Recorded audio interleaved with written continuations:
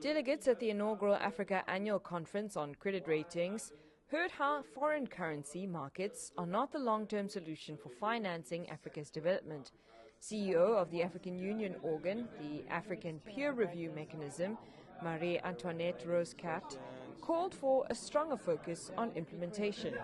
This geopolitical dynamics has just sort of shed light on many challenges that we have on the continent. Yes, we have challenges, but there are also many initiatives that we have undertaken to make sure that the African agency remains on top of our agenda, but also that we actualize, that we make sure it actually happens.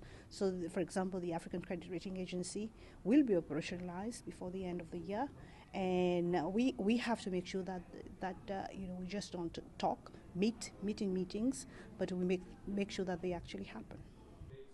Meanwhile, APRM economist Erijigayo Tefera echoed similar sentiments, adding that as countries look for alternative funding sources, emphasizing that empowering SMEs through capital markets will enable African economies to grow. Here in SA, we have a huge issue of unemployment.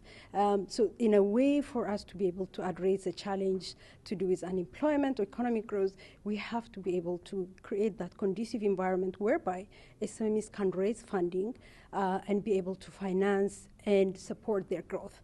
But that has been a challenge. And the discussion that we had here, when it comes to SMEs, their challenge is quite unique.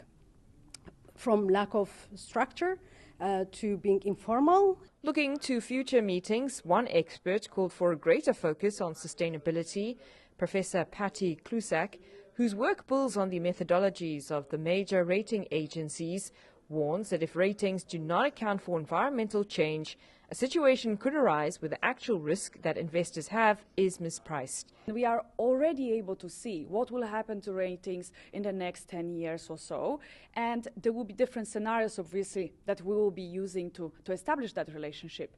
The important thing is that I wanted to bring is that when we look at this using World Bank data and some of the scientific models that we have that already exist, we see that a lot of African countries, although we know they are already quite low rated and they don't really have very much to fall from in terms of the ratings themselves, there is still quite a lot of harm that nature and what, let's say, we've seen during the pandemic can bring into the equation. At the same time, some experts have called for regulators and politicians to do something to create a credit and ratings culture in Africa. Nosipho Khatebe, SABC News, Cape Town.